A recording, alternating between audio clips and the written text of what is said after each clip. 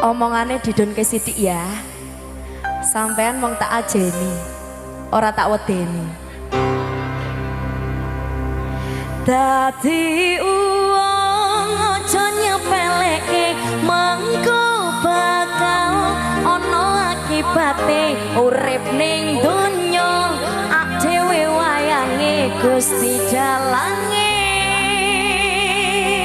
Dadi uwong ngajeni lan niteni bakal kabeh kenyataan sing biji. Ora perlu maca gengsi, tetep ilmu padi.